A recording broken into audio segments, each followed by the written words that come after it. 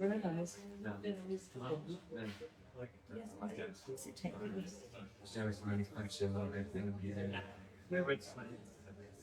is like a really nice. I really want to someday. But see, our bucket list is still hoping it is. Okay.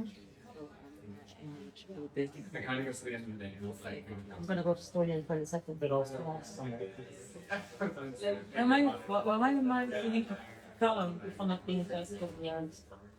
What is it doing? Protection of your reality, of your subconscious mind. Well, like, why do you have a column on your desk?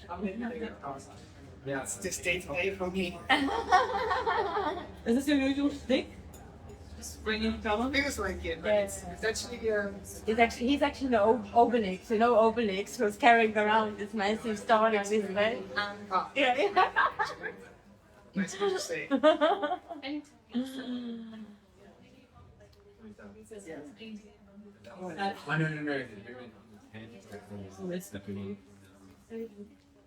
Will it be explained at some point, or you watch Yeah, that's more or less the theme. Yeah. Okay. No, the theme is like it's a test. We have to sit here now for the rest of the evening in silence. And We'll wait for some explanation. yeah, it's gonna be like, right? Explain mine too. Yeah, we'll start. I was looking for a better sound though. Maybe metal? But Yeah, no. hey, it worked. But it's okay. Best thing is Nice. For all of the stories. Huh? We just hold this chair for a table. Keep it available. As in there. Okay, that was. No? No. Sit.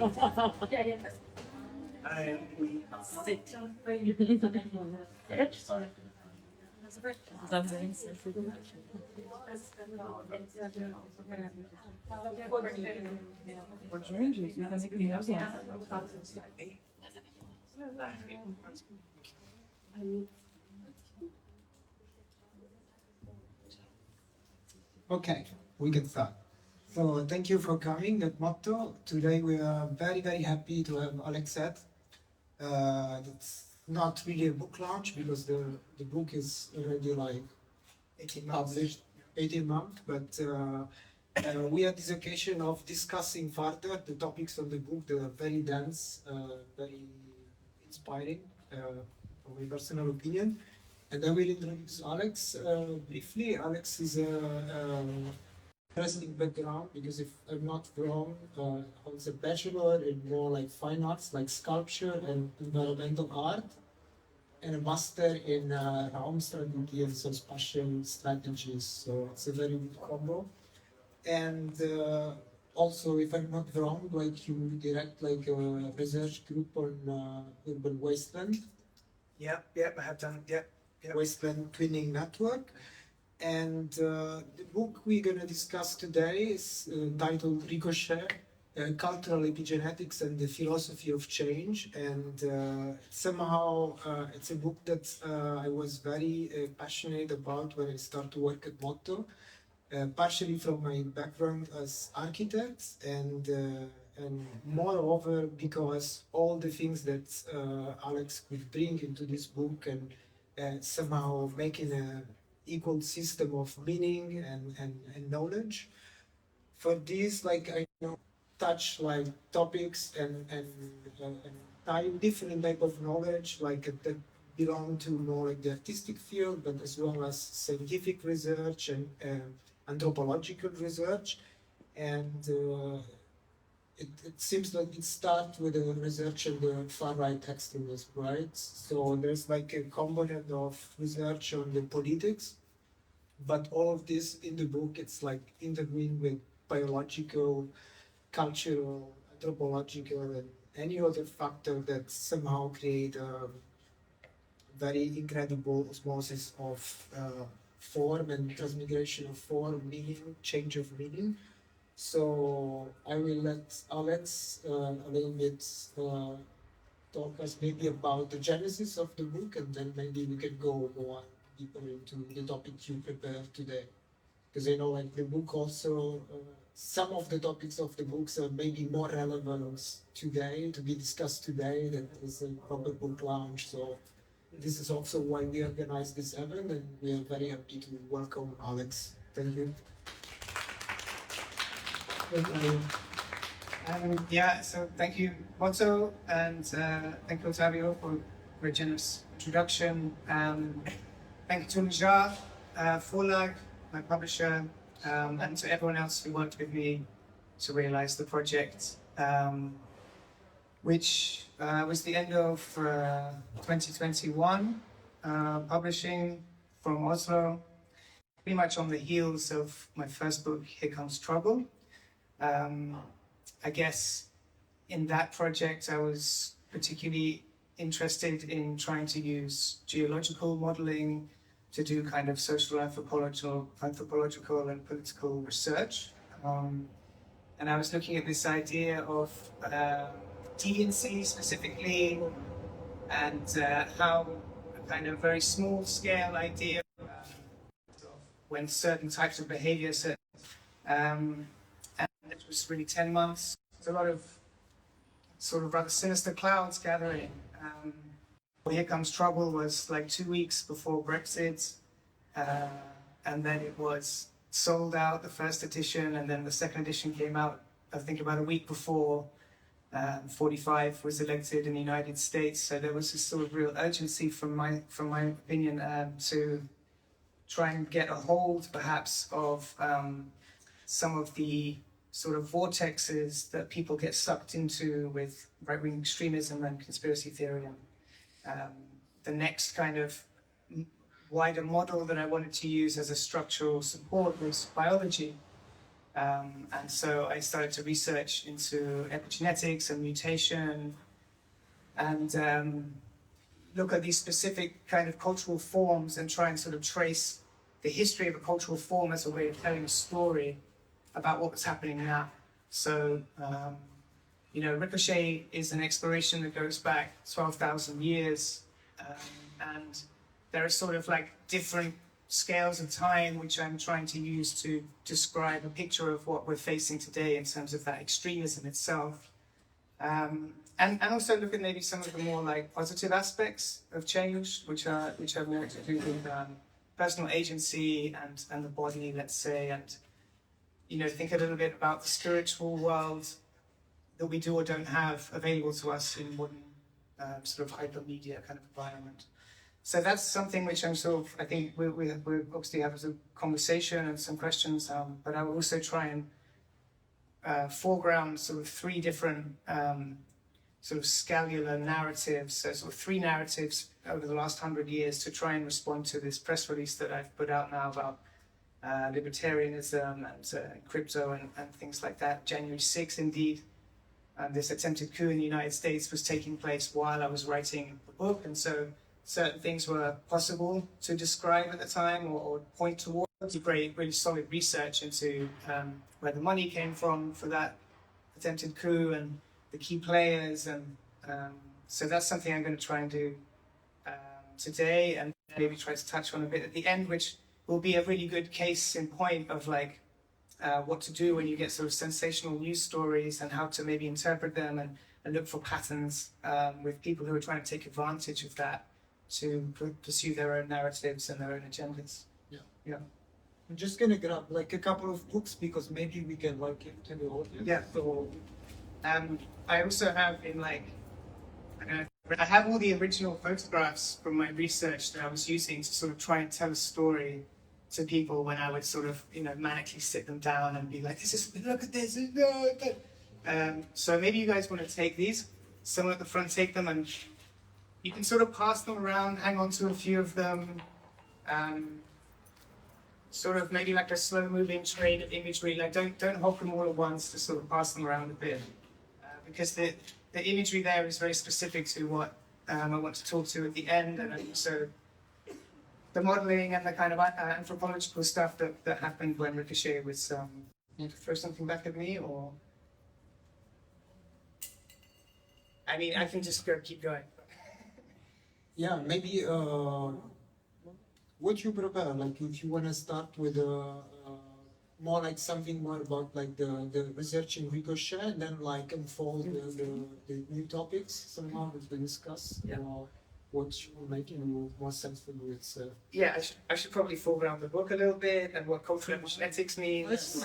I think like yeah, cultural epigenetics is a very fascinating concept, but I think like some of us maybe doesn't have like that so solid in our mind. So Yeah. maybe I think like the brilliant hypothesis now is that it's not only our culture that is modified or influenced by biology, but the thesis of the book is that culture itself and cultural process influence direct our biology. And I think this like probably worth some explanation more from you that I get the expert. Yes, I appreciate it. Thank you. Yeah, I'm specifically, right, so that's an important kind of position because you get down the line of some completely unfounded concepts. So this guy. So epigenetics is a really interesting. Basically, it's a sort of field which people, I think, began to recognize that there are these triggers within our DNA. So the epigenome is sitting kind of epi, which is above the genes in which the cell reproduces. But then, as we said, this is around the 40s, so 1940s. But as you get closer to breakthroughs with data analysis, they're able to, of course, sequence the genome, and then they start to study plants. So plants are the first organisms which are sequenced, what they started to realize is that the mechanism by which, for example, a cherry tree blossoms at the same time every year is because it has an epigenetic mechanism which is triggered by temperature changes in its environment. So in the winter, this particular gene for reproducing the flowers is switched off, and as the temperature warms, then it slowly turns, the epigenome turns on for the reproduction of flowers, and so they all bloom at these kind of frequency of occurrences. So as you get investigations of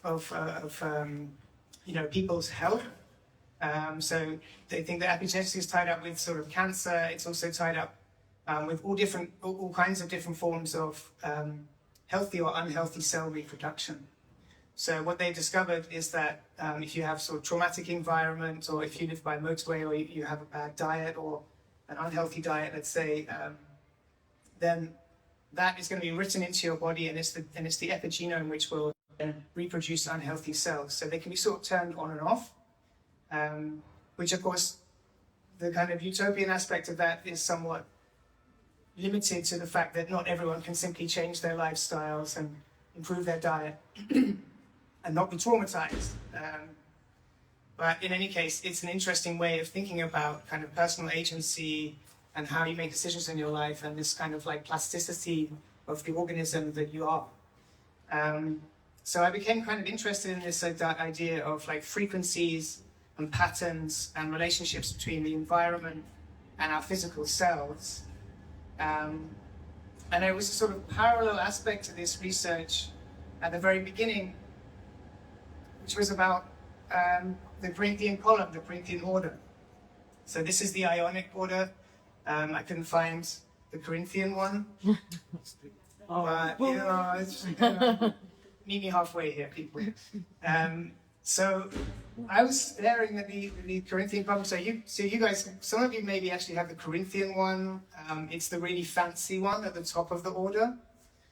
It's got all kinds of details in there which one could spend time on, and I can answer some questions if there's anything I miss out. But it's particularly the volutes, which are these swirls at the top, which I'm interested in. In the last 2 years, that's been a subject which has sort of, my perspective of it has changed. But back in 2017, I was really just thinking, well, why have these monotheistic places of worship, churches, why do they have sort of pagan symbolism? Why have they got plants? I mean, plants are very much part of the cycle of life and death, and this sort of pagan ideas of rejuvenation, which of course has many gods. So I've been looking at these Corinthian columns for like literally 20 years, and this sort of takes me back a little bit to being, now I realize, kind of actually indoctrinated into a sort of Alex Jones kind of cult situation. And it was about a year that I had this sort of fascination, but I think looking back now, it was actually more like I was behaving like a cult member, in a sense, doing screenings and really getting kind of agitated about things. Because, you know, Alex Jones was actually anti-war, and he was very good at convincing the left that he was kind of on their side, and that sort of sets up a whole narrative, which I'm going to get into later, which is about the sort of so-called New Left. But I was just fascinated because these Corinthian columns, they are on the front of, you know, the New York Stock Exchange, for example, but also all these churches, town halls, I mean, you name it, any public building with sort of power and state responsibility and agency, courthouses, for example, they're always adorned with these neoclassical motifs. So, okay, fine, let's look at where they come from. And most of the books and the Romans will tell you that they're Greek, you know, so that they're produced by Callimachus in 500 BCE. And, you know, he was out walking one day, and he already worked on the Doric capital to really get this set together and make it for the Corinthians, you know, the elite in Corinth, in Greece. So he found this funerary mound, and there's a picture of that floating around somewhere, where a young woman had died and she'd been buried, and these acanthus leaves are sort of growing through the funerary basket. So that's the story which we're given about the origin of the Corinthian order itself. But what we find when we look deeper into the records, and I was lucky enough to have assistance from a PhD advisor and Jesuit priest in Rome, who sent me, you know, 20 books as PDF, and then one of those produced an article, which produced another article, and so on, and eventually found this sort of epistemology that went back to 12,000. So this motif on the front of the book, this is the oldest known image of what would become the Corinthian column, but it's actually a palm tree, and it's actually a sacred date palm tree, and has very specific and very important meaning within, because these are obviously sites of worship. These engravings are in burial sites, they're in temples, they're obviously very, very important, and they've been sort of passed on. And then you see this kind of mutation, and you see the little palmette which exists all the way until today. So then I was like, well, this is a little strange what's going on here. Why is this kind of history cancelled, and what is going on with this particular form, the Corinthian capital?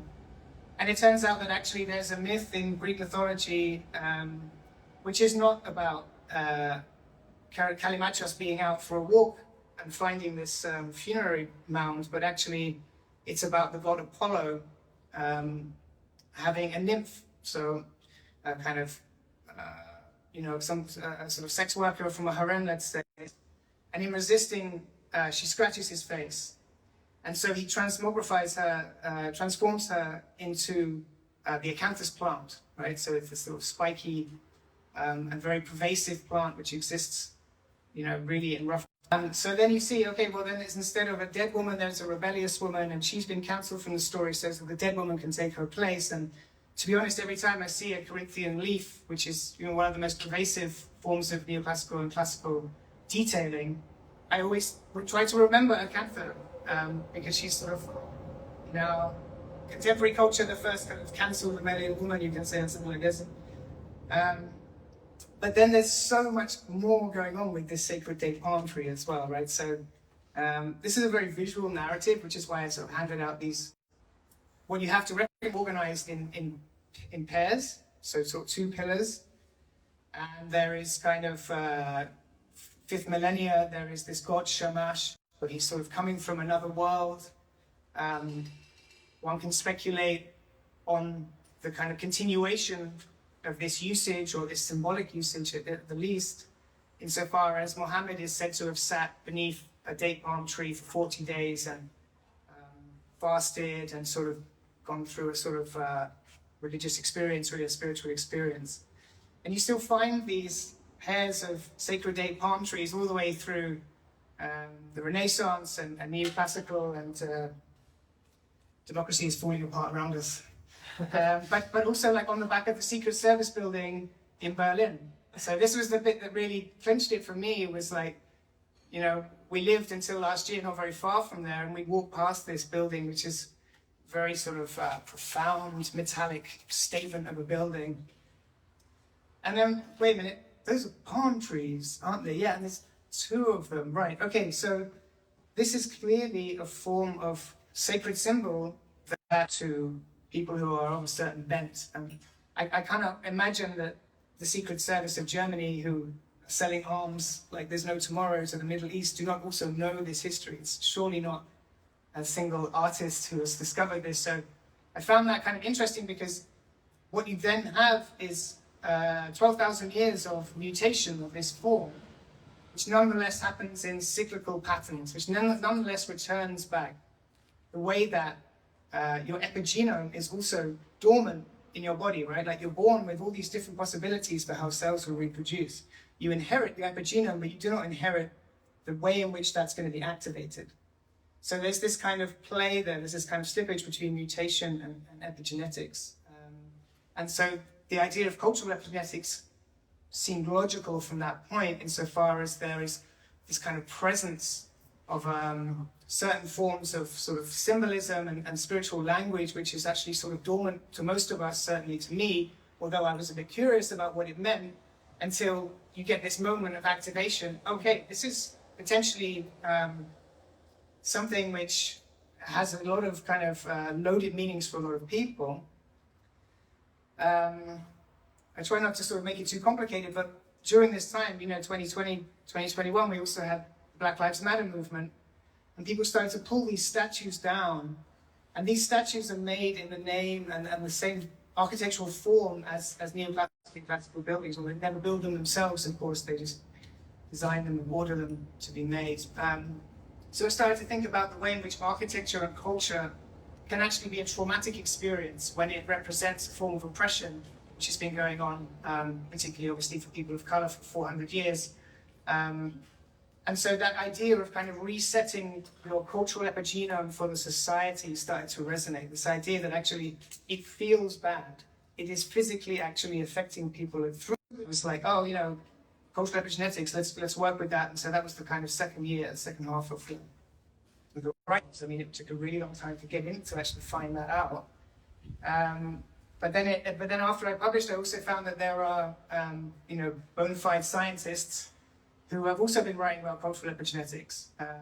They were writing it from a different angle. So Yves Jablonka, for example, who's based in Tel Aviv, she writes about the way in which you can study ancient DNA through traces in bone marrow and try to create a cultural picture of what life was like then, which is really interesting, and just sort of the inverse of what I was trying to do, which is sort of start with the culture and work backwards, or start with the body and work forwards. So that was sort of the backdrop, or like that's the main sort of meat and potatoes of Ricochet, I think. There's lots of stuff in there which, you know, one could expand upon in future projects, and there has been the opportunity in the last couple of years to work with the kind of cultural epigenetics in artistic or architectural practice. And then I've also been writing this thing, which I'll do a little bit of reading from later on, 1001 Accurate Memories. You know, well, what's the relationship between sort of cell memory, cultural memory, and personal memory, individual memory? And I think that's a really fervent field as well. And yeah, so that's the sort of bulk of it. I have a question. This passage where you talk about radio transmission, and but also cultural material nowadays are like, I quote this, each particle of information is then the product of several stages of gathering and selection through curation, no? So maybe you can just give us something more about, in a very contemporary place where we are, like also this curation fever that's in the art, but in every kind of field, or almost comparable to the archive fever and all this stuff. So it's tendency of the artwork, but also cultural at large.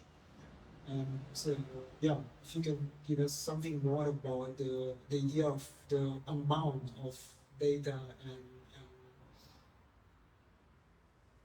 and stuff that is transmitted today, if somehow your research that starts back like thousand year ago, today like the medium and technology that we have changed something in this parcours of transmission and transformation, or this is something archaic that has been always one way and it will have only this kind of very universal historical time. Yeah, that's a nice point to jump in. So yeah, I guess the chapter which is about rate, something which I can also then just for me to see it like that.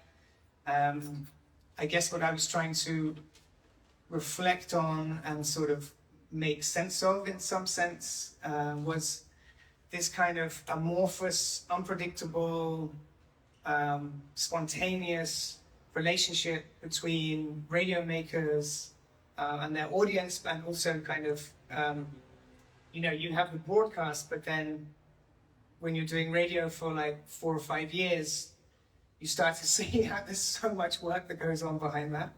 And there's so many people involved.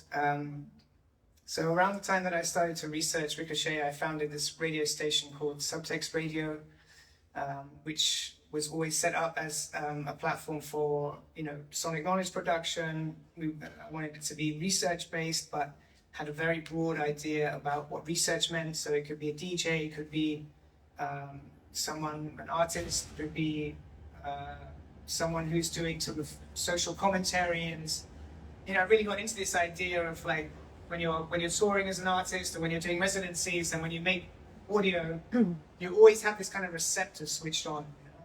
So when people talk about sort of evolution, you have these kind of like porous relationships between the environment and genes and other species genes, and it all kind of mix together. And then of course you have natural selection, which produces stable state, or the other way around. Maybe the stable state produces natural selection, but in any case, this was a kind of nice way of very sort of sometimes emotional, very personal relationships with individuals and with their content, materiality of sound, which was being produced, which is being captured and then worked on. And then there's also this curatorial process, which is partly direct and formal, but a lot of it is just about listening. So there's this kind of feedback loop between, you know, stuff that other people are doing, stuff that's previously been on the station, maybe your own work, and it all kind of gets mixed together to create a program.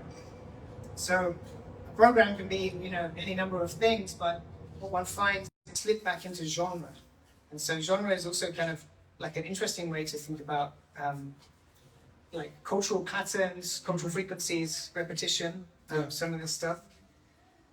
In terms of like how one might locate the, you know, cultural evolution today compared to say 1,000 years ago or something, I mean, I guess one would want to simply say that like one is always kind of like processing actually a vast number of data. It's just that for us it's information and it's images and it's text.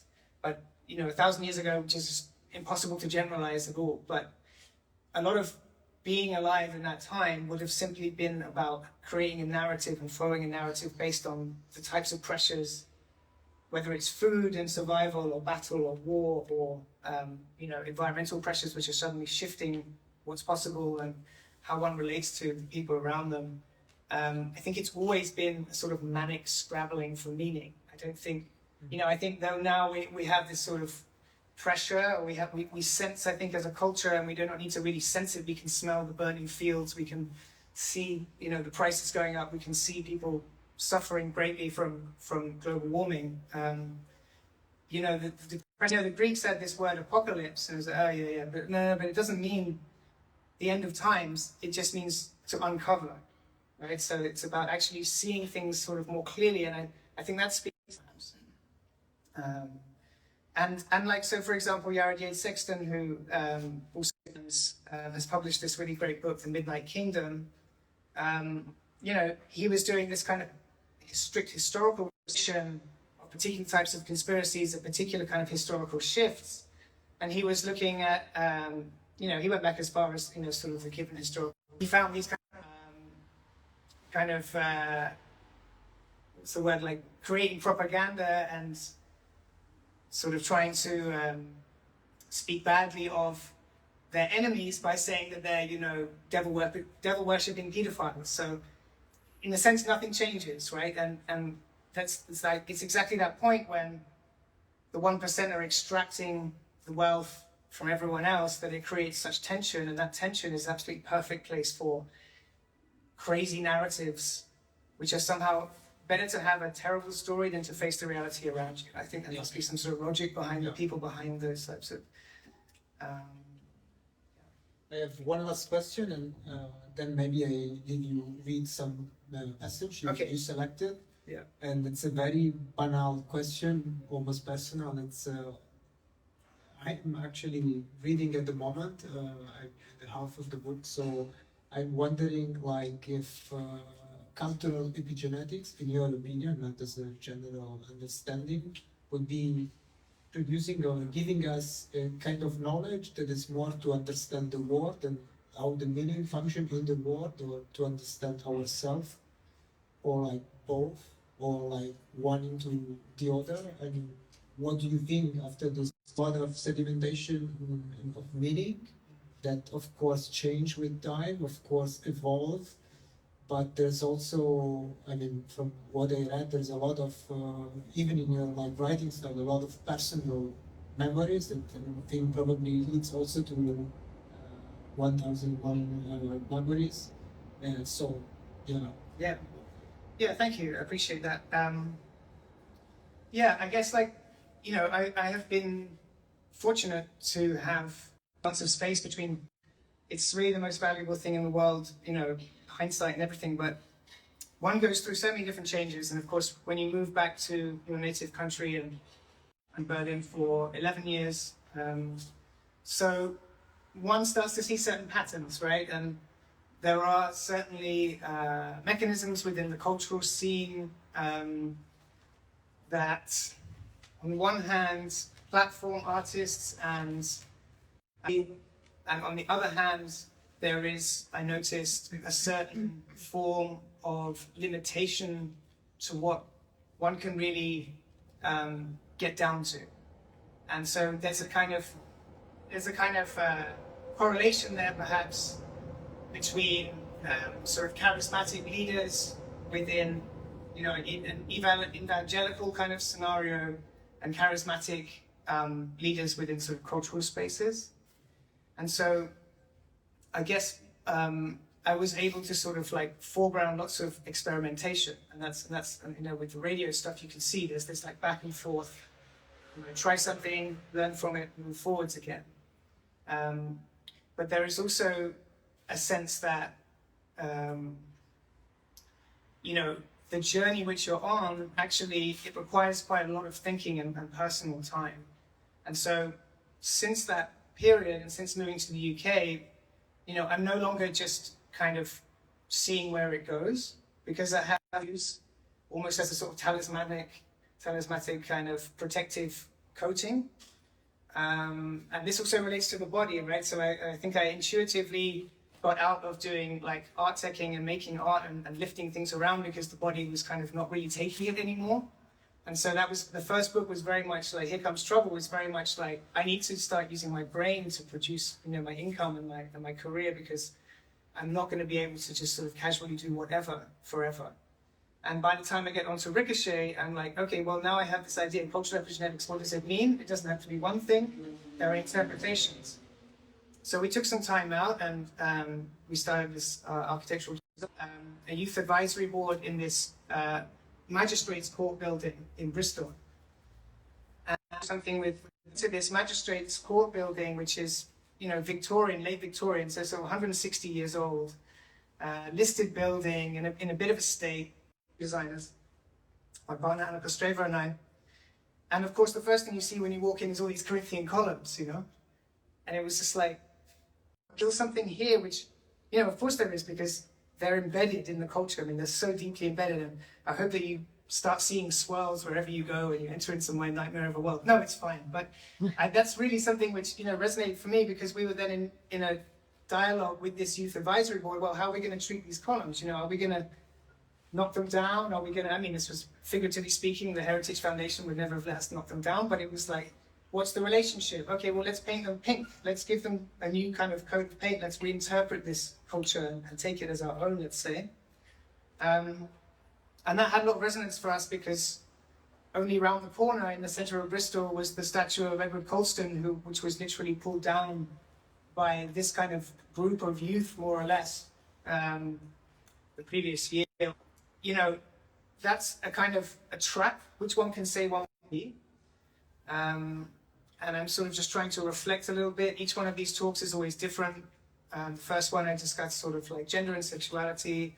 The second one was at the Center of Theoretical Studies in Prague, and we really went into the sort of genetics and stuff, and that was really like, they were very generous, and I recommend watching that one with CTS in Prague. It's on the YouTube channel that I have somewhere. Yeah, I think I digressed a little bit. What was the other question? Or maybe you can go by that. No, I was like, I understand that, like, from your answer, like a personal path to knowledge, even like only a way to interact in the world, but it's a bit this mixed up. So, like, you accompany the Corinthian column again, ink it in. Yeah, that's already an operation on this. Okay, so maybe I'm gonna launch you full screen. And, yeah. Thank you. So. Okay, thank you, Xavier. Thanks very much. 8:15, so maybe I'll try and speak for about 30 minutes. Maybe if there are any questions at this point, it's a good time to break it up a little bit. Does anyone have a question that they would like to ask? Yeah. Yeah, you can say it to me and I will say it back in the mic. Yeah, no, I studied cultural epigenetics and how you compared it to actual biological, because you were talking about, you know, that we have all some, let's say, inherited genomes. So how do you see genetics work? Like, I still don't see. Yeah. What do you compare it to? Yeah. So the question is about sort of, for me, pretty straightforward insofar as culture represents many things to many different people, but there are specific forms of culture which are designed to intimidate specific types of people. And that would be, in my example, this would be the statues to people who own slaves, and white supremacists, like the Lee statue in the States, which was so controversial. And so, you know, what we're learning with epigenetics is that when you have a traumatic experience, it can be written into your body through the epigenome. And so when you encounter a cultural object which creates a traumatic experience, my argument would be that that is also a material impact on the body. So does that answer your question? Yeah, thank you. Yeah. So in that light, we should then agree that that is also how we can actually step up to reverse that by taking active action on how we communicate to ourselves, how we talk to ourselves, how we judge ourselves, because then we are. So in that case, we are not just avoiding creating new traumatic marks in our genomes, but also creating a new experience to have a different conditioning. Yeah, I think that's definitely the kind of ideal way of reading it. And certainly the personal side of it is really, it's there to be had, right? So you know, one, and have to be a little bit careful because agency is a very tricky thing for an individual to talk about. You know, I have certain forms of agency myself. People have different types of agency across the board. What do you mean by agency? Sorry, yeah. So agency is, the power to change something, the amount of leverage you have in society, in your personal life. Agency would be like the protein in a piece of food. It's the thing that allows, change to happen, decision making, personal decision making. When you vote, you're given a piece of agency by the state, let's say, something like this. That's another book for you. Yeah. Well, actually, there is another idea for a book, which is literally addressing this point, right? So what I've recognized is that what Ricochet probably needs is a kind of a reader. So what I want to write next is a kind of cultural epigenetics in the field, because I often have these kinds of conversations with people, and they're like, "Oh, interesting, I'll read the book," and I'm like, "I would love you to read the book, but there is like whole chapter about the history of anti-Semitism, which is really quite heavy, and you may not necessarily, that would still be in the reader. But what I would attempt to do is take sort of passages from Ricochet and maybe sort of expand on them a bit more. And part of that, I think, is going to be to do with drawing on my own memories, because I think if you illustrate this as a kind of personal journey, then perhaps it allows other ways in to that more complex, sort of dense scientific content. So I'm not sure yet, but I feel like, this idea of a reader for Ricochet and this kind of 1001 Accurate Memories, which I've been writing sort of almost as a sort of psychic journal, just thinking about what has impact, what has importance. I think everyone could do that. Maybe everyone, at some point in their life would want to do that. It's sort of like a memoir, really, which seems ridiculous at this point in my life, but it's also quite a rich process to go through.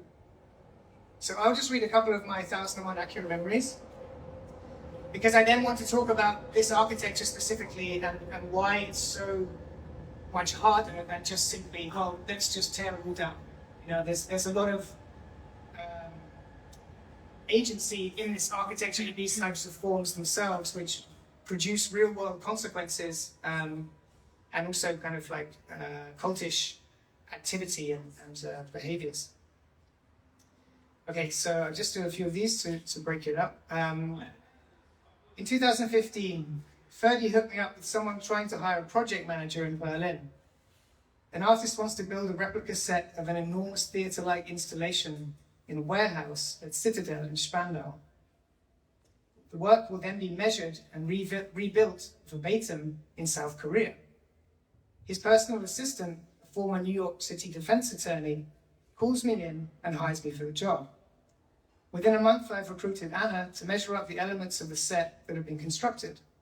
She and I begin our relationship shortly afterward. However, around this early stage of the art project, the artist decides that he wants to fire me in order to save costs.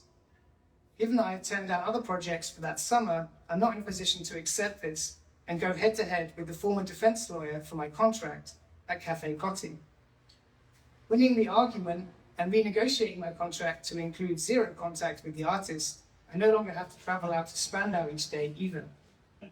Shortly afterwards, I leave work as I step down the stairs at Potsdam U-Bahn, I experience what can only be described as spiritual enlightenment. Hot air balloons in the morning wake my brother, who thinks that I'm in the garden doing breathing exercises. Balloons dip right above us in the Zhelev countryside garden. Running down the motorway to the airport in Stockholm in the snow to escape the traffic and not miss the last flight to the shared transnational multi-family Christmas. Being told that my artwork and research is high grade and that I should not need to be applying for this additional state German assistance in Neukölln. Being told by a London police officer that my artwork is shit while sitting in handcuffs. It's a work in progress, I mumble back. What a cunt.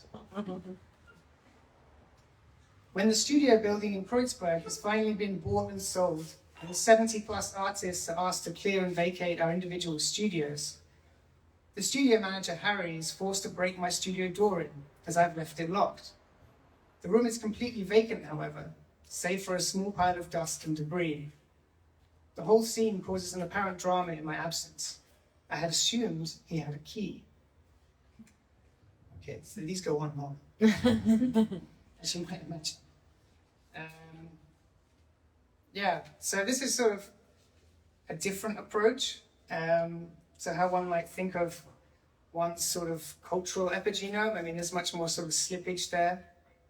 And yeah, I guess it wouldn't be fair to finish today without sort of responding to the press release, because that's the kind of information, like a lot of that information that's come to light in the last couple of years, I think is really important, and I do want to sort of get that on the record. Getting a bit shy now. So, through hanging out like way too much on the Discord server for the Muckrake podcast, which is, you know, Jarek Sexton and Nick Hauselman, and they do it sort of twice a week, and they have this really great community online. And I think feeling somewhat alienated from German politics because of the language barrier, I sort of drifted toward this community, really great community, and interacting with them probably more than was maybe helpful or healthy for a couple of years. And I guess in the end, Jared and I have a sort of connection now, which is really nice, but I also learned a lot of things about January 6th in the United States, and I really kind of learned probably more than is really healthy about American politics generally. But because it's cultural hegemony, this is going to happen. And because Jared himself is a wonderful, you know, journalist and author who has come from Indiana and has been in, you know, Christian cults, and has kind of fought his way out of that. He's fought his way out of some very toxic relationships in his family, and he's kind of like pushed himself into a position where he's become an expert on something that could actually have just been this vortex that sucked him in, but has actually allowed him to become, you know, a really great point of reference for what's going on, you know, sort of beat by beat. So I do recommend the Muckrake podcast. I mean, it's twice a week, so if you really want to keep up with things as they're going blow by blow in the States, it's really great for that. But there are other bits of information that came from sort of following the kind of rabbit hole from the server. Another podcast that I discovered was called Dave Troy Presents. It sort of caught my eye because it was like the history of oil, crypto, libertarianism, and January 6th. And I was like, okay, you can do that? Like, you can actually draw lines, you can historicize this stuff? Like, that's amazing. I mean, from where I was sitting, certainly in 2021, like I guess everyone else, it just looked like this chaos of like MAGA supporters and oath keepers and paramilitaries. Because, you know, a lot of them got into the Capitol building and they live streamed and they really couldn't believe it. They had no idea what they were doing, most of them. But of course, it takes money, to put it bluntly. It takes money and planning to get something like that to happen. And I think we really did see a very close call for American democracy, actually. And there's an antecedent for this. So, you know, in the 30s, when Roosevelt came into power in the States, and he brought in the New Deal, and he banned the holding of gold, and he sort of upset a lot of people. You know, I think the wealthy class assumed, well, you know, he's a Roosevelt, he's got money, so he's going to be on our side.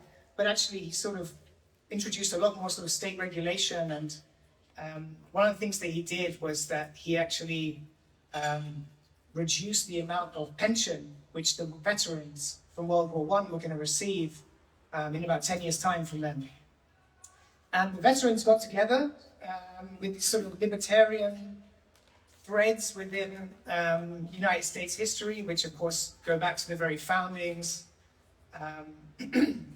And they basically started plotting a coup.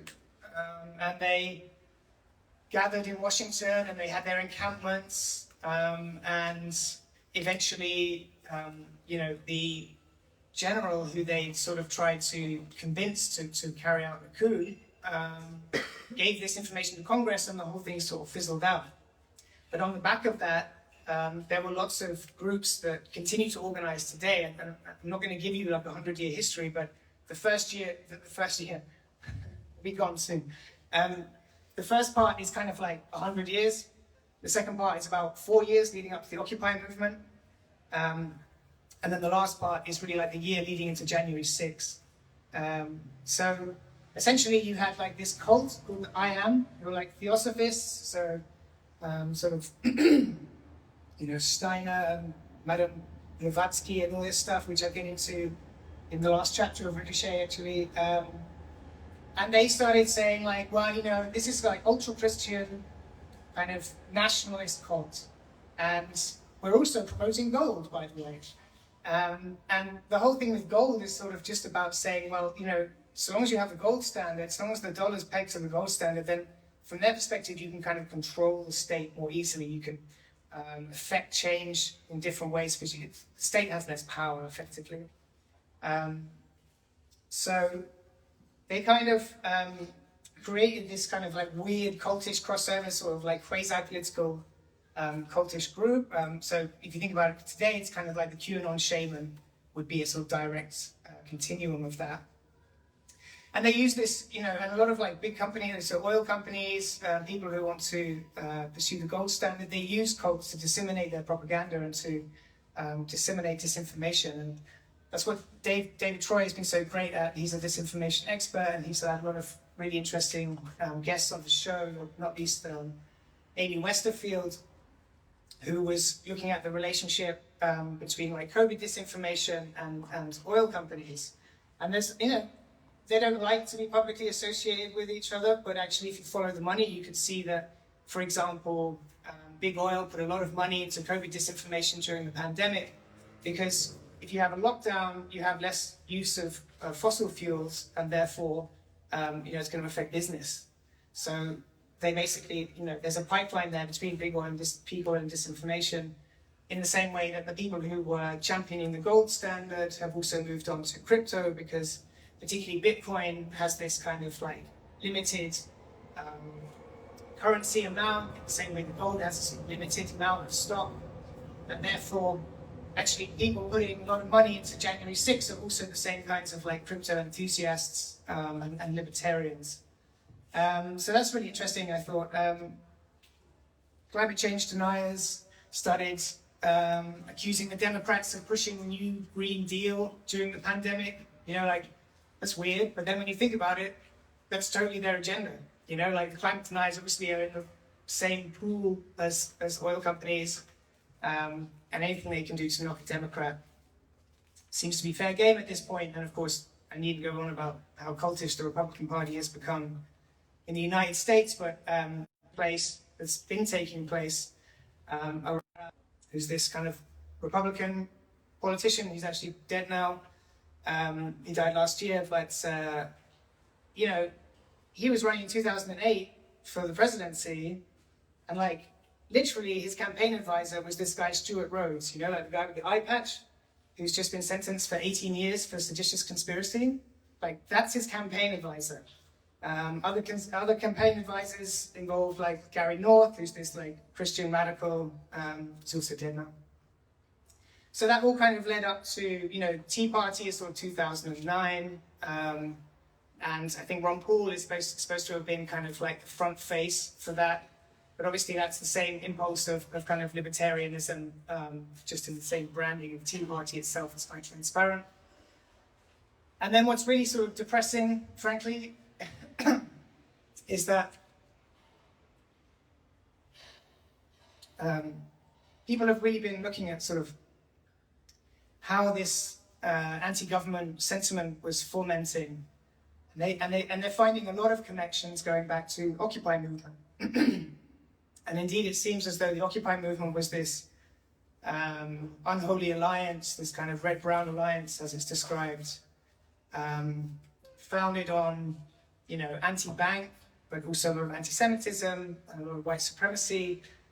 David Duke was very interested in Occupy, and so there were actually several chapters of that movement around the states. I think it's LA, New York, and Kansas, where libertarians were going in and they were using that platform to promote their own ideas and going back to the gold standard and the destruction of government, really. And so you have this kind of like building kind of aggression and fanaticism, going through the Obama years, and then of course leading up to sort of, everyone's, Hillary Clinton being a devil worshipping pedophile, right? So we're sort of all the way back again to somewhere around the dawn of Christ. And so, this whole process I think is critical because it's about learning to be literate, like media literate, what's the word? Sort of not like sort of cult literate, but sort of literate about the way in which people in power put forward certain ideas in ways that can be actually sort of seem neutral or even seem progressive, but actually have like very different intentions. Yeah, so this is, essentially a backdrop to the way in which January 6th played out. Please. Can you, and what is the reality, or how can you say that the intentions don't fall together in what is supposedly someone doing? Because intention requires you to be aware of it beforehand, before shit goes down. Yeah, it's a really important question. So how can you measure intention? So I think, I just sort of like fed a lot of information out to you guys, and I think what's really important to draw attention to for me in this, and it goes back to being interested in biology, in which 97 parts of our history and sort of continues to do so, and certainly will continue to do so in much more sinister ways if we don't sort of find ways to regulate the companies and the sort of long-termism and all the rest of it that's so fascinated by it. But so, for example, one might turn up at the Occupy movement seeking a social justice platform and the redistribution of wealth, and then, okay, well then let's take the argument that we should sort of shrink the state as a way, or like shrink the powers which have allowed finance to become so greedy and so centralized. And then, okay, well then let's start with, taking control of the state. Let's take that to a point where we're investing our power and our interest into people who are sort of ready to do that. They're active, they have, militia, they have, maybe would seem like an extreme example, but actually you've got people like David Duke and the white supremacists who are also on that platform at the same time. So you're turning up to a rally for one reason, and they're using it to amplify a message which is completely different from your intention. See, and it gets really, really messy like that. And I think what's happened is that, the left wing has sort of been robbed of its agenda, and has been sort of faced with an impossible situation that there is not like oversight of companies that are taking on the role of the state, and the state is being ever reduced, ever butchered down into something smaller. And it's hard in a way for a left-wing position to support a state which is so clearly corrupt and so clearly a facade of the democratic process. So then, that leads into all kinds of, extremism and sort of utopian argumentation, which, for example, can land in something like transhumanism or long-termism. So long-termism is this idea that, and I can't believe I'm even describing this is so mad, and there's billions and billions of dollars into this. So Musk and Peter Thiel have invested hugely into this idea that basically, in the long run, we will upload consciousness onto servers. So we have to basically develop the artificial intelligence that will allow us to do that, and then the infrastructure to allow, billions and billions and billions and billions more lives to exist on servers, which they also think will be on terraformed planets that we haven't described yet. And that anything we do now that takes away from that progress is effectively killing millions and millions of people. So every second that we don't act on this agenda to create the long-termist view of techno consciousness and sentience, and so that's how they justified this. And of course, it's not at all a different argument from saying which lives matter and which lives don't, which is the same thinking behind a eugenic argumentation, right? We should try and weed out the weak people in society and do like social hygiene and all this fascist ideology. But they're tying it up in this kind of tech utopianism. And there's lots of different interpretations of that. There's lots of people talking now about liberal eugenics, which is to say basically that instead of, actively performing a genocide, you simply take people's DNA and you tweak it and you make it better, and then you only breed those kinds of people. And in the meantime, of course, all this technology is increasing climate change, and it's making the global south more vulnerable and more likely to perish as a product of this.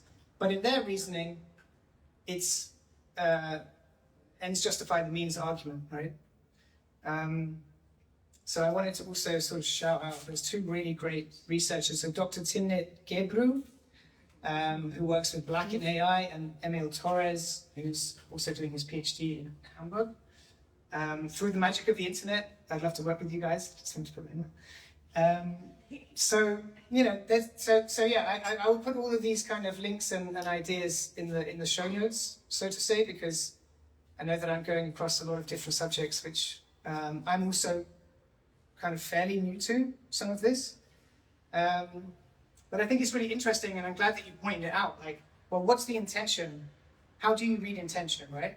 So when I started Ricochet, the whole point of that book was to try and pick the empirical evidence from the mysticism and the kind of religious, cult, conspiracy theory vortex of information that's so emotional and plays deliberately on one's emotions, and there's a sort of timeline there, first I'm sort of an Alex Jones kind of guy, and then I become an artist, but I'm still sort of following someone else's agenda, and then I'm like, well, what if I just took a step back?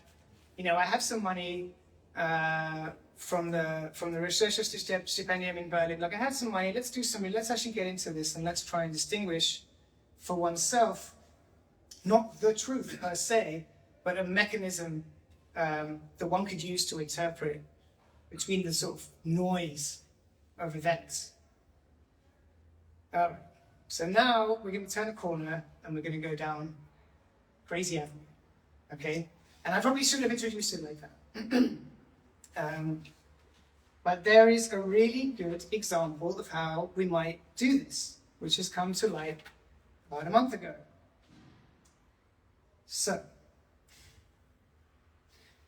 on 3rd of June, 2023, this is a new field for me in time, a valuable way in which perception of its truth, let's say, and where I sort of find it. So basically, last month, there was a whistleblower from the US military. His name is David Grush. He came forward and presented some information which he had put before Congress. So he went to Congress first to ask if this was okay for him to talk about in public.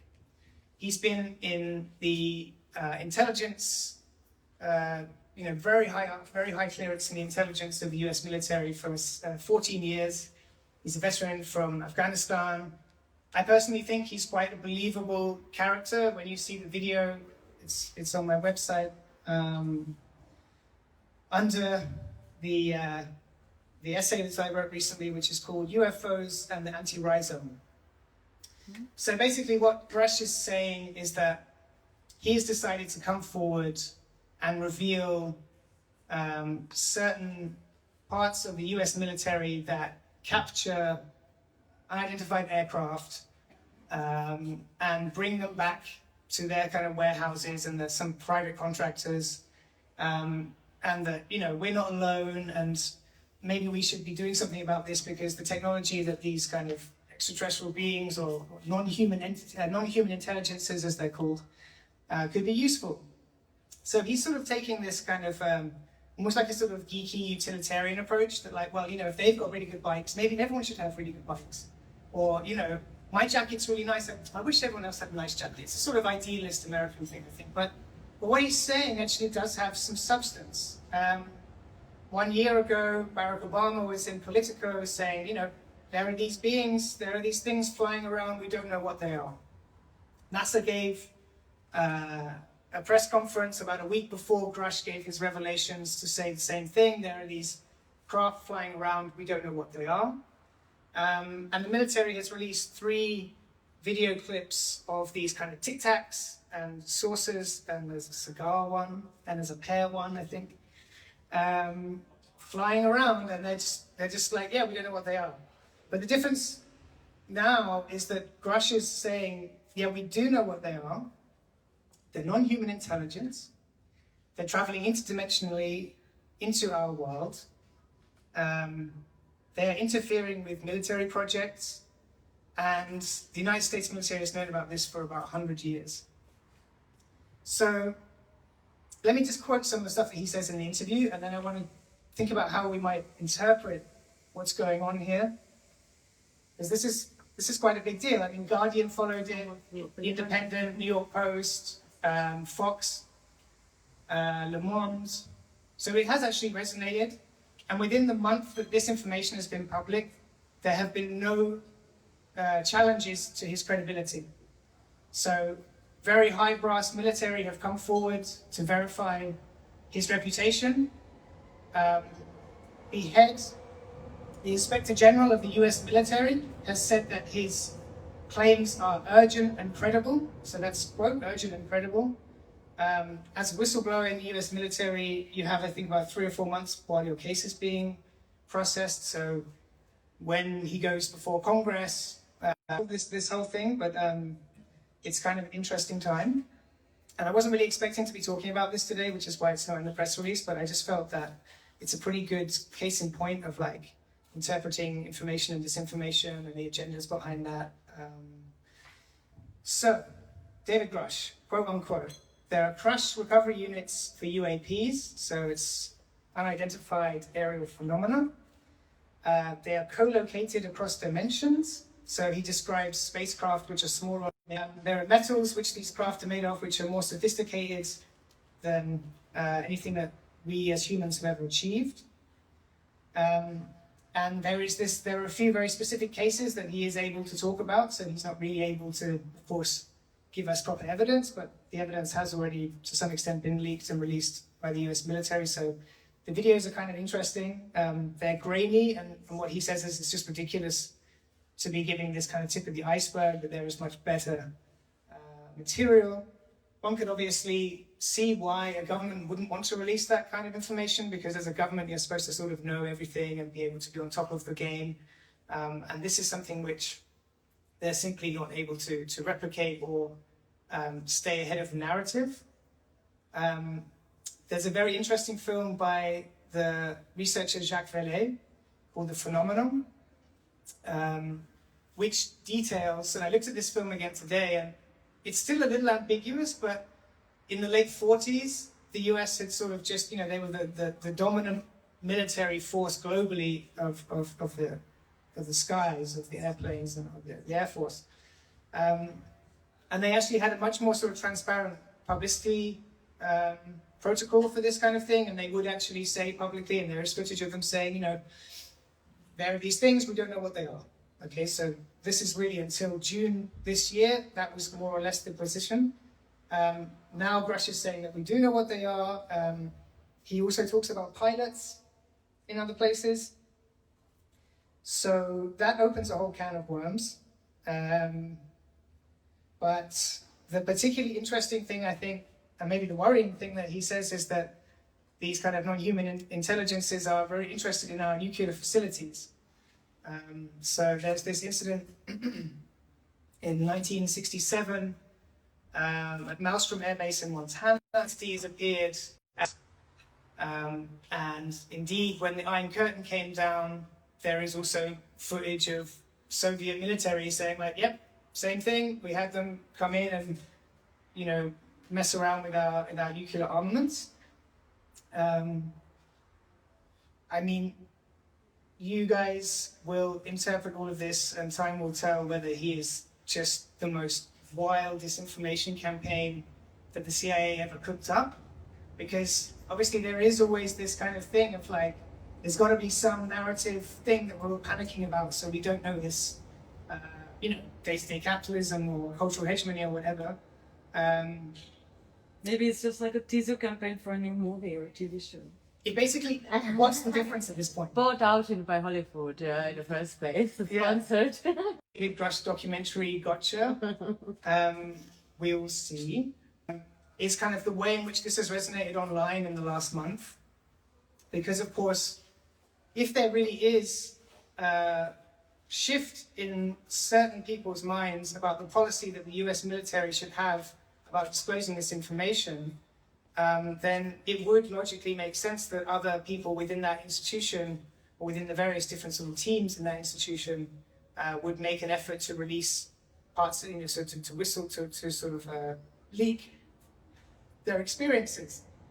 However, I'm not going to speak to any of that because it's not on the record and it's totally irresponsible to start speculating about the sort of like things that have not gone before Congress, things that have not really been sort of said on the record. But I do want to sort of like tie a bow on this and come back to the idea of, well, if they are traveling interdimensionally, what might that mean for the Sacred Day palm tree? What might that mean for these expanding volutes? What might that mean for the nature of consciousness for humanity? What might that mean for our experience of linear time? I think that stuff's really, really rich. And I think that this idea that there are non-human intelligences sort of popping in and out of our dimension, it's not as wild as you might think from a physics point of view. It's established and empirically proven that there are other dimensions. It's established that we are living in one of them, with a certain amount of dimensions that we have, 3 in time. And I think it's kind of interesting to think about what's going on with these gods passing through portals. What's actually going on? I said, I brought this all up with my sort of life coach and spiritual sort of mentor. And it then transpired that she's also a Sufi mystic. And she was like, well, how else do you think they get here?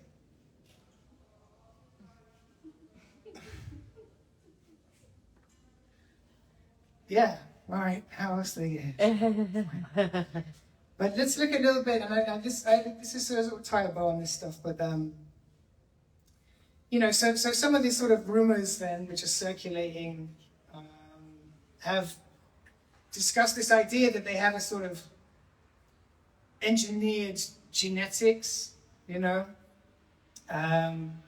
which is obviously an argument which one could use to produce an argument for kind of liberal eugenics, right? There's this idea, of course, inherent to all of this, that we're going to have, again, like the single genius idea, that suddenly we're just going to have this flash and we're going to work it all out, and it just takes one more bit of tech.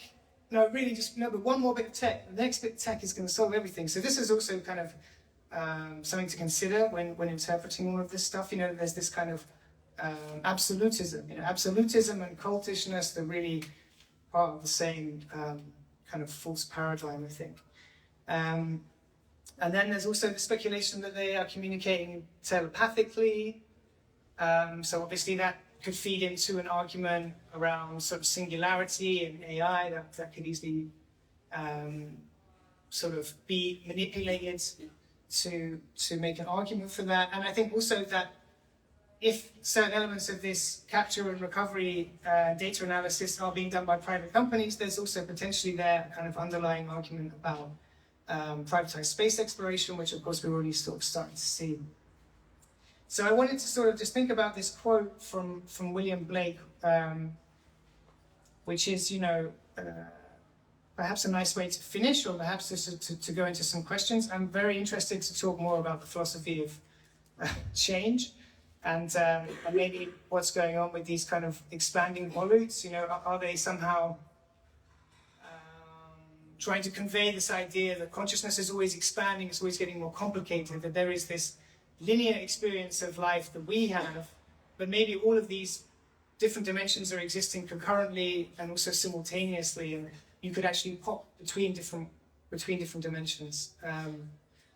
So yeah, so as this stuff unfolds, and if you do take an interest in it, I mean, I personally suspect that this will be like the sort of Edward Snowden leaks, that everyone goes like, oh no, but then nothing changes. I mean, Snowden said recently, you know, it's much worse than it was when he was working there at the NSA.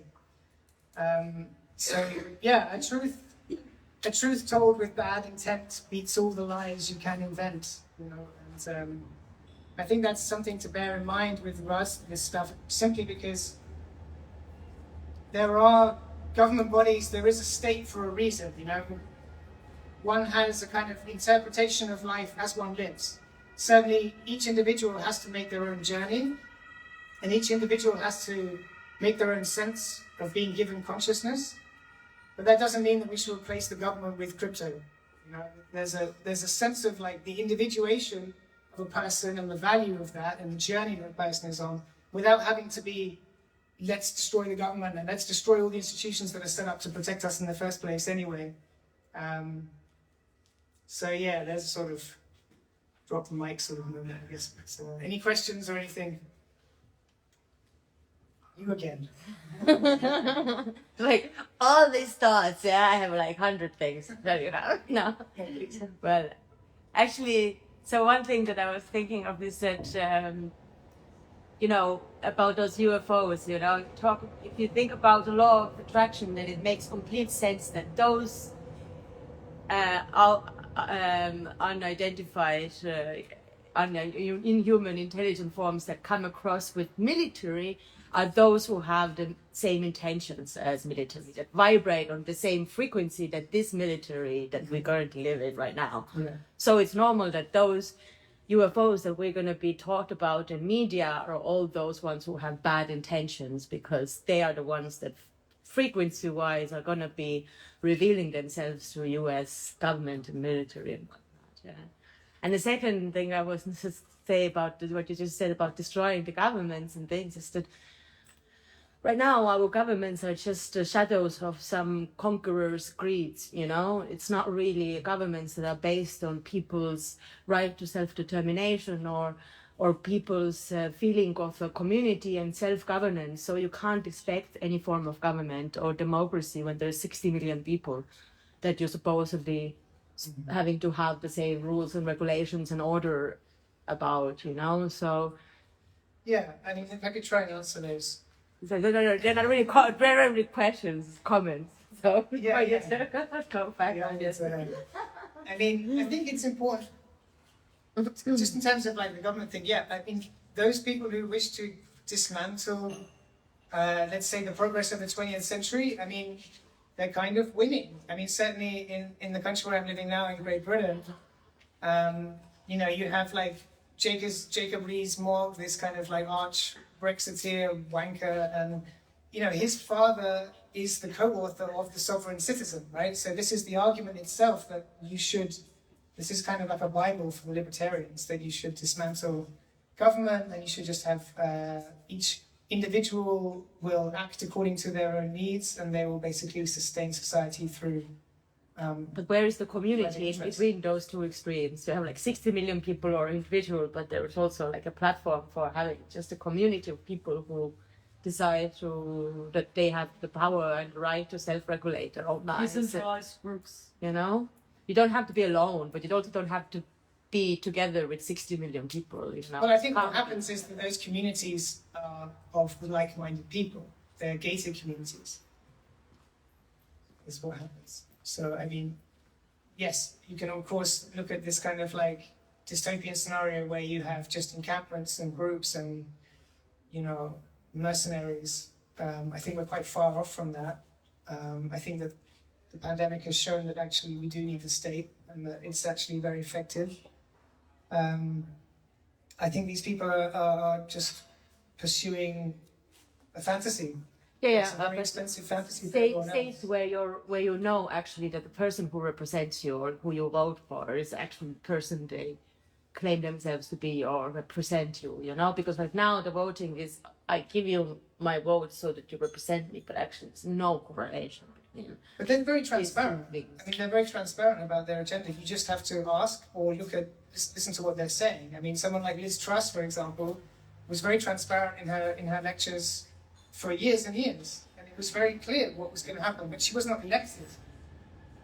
She came into power because, if you ask me, she was the white option in the party politics at the time.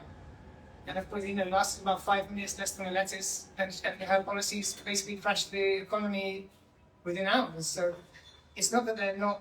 It's representative. It's just that it's. Yeah, we need a new constitution for sure. We need a new way of doing democracy. I wouldn't argue with that at all.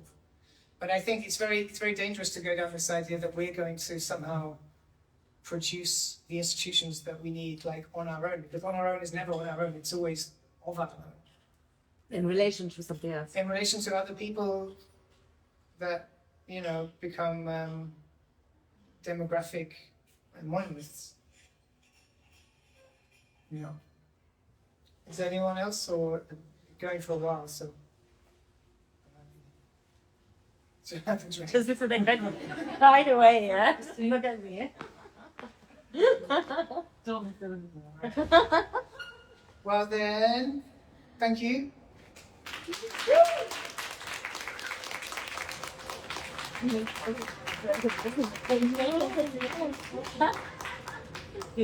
The other way, sitting down, like, oh my god, this is so large. Too much effort. Can you get my foot by that? Yeah. That's all right. Let's see what happens. I have previews for them. I don't actually know how to stop it like that.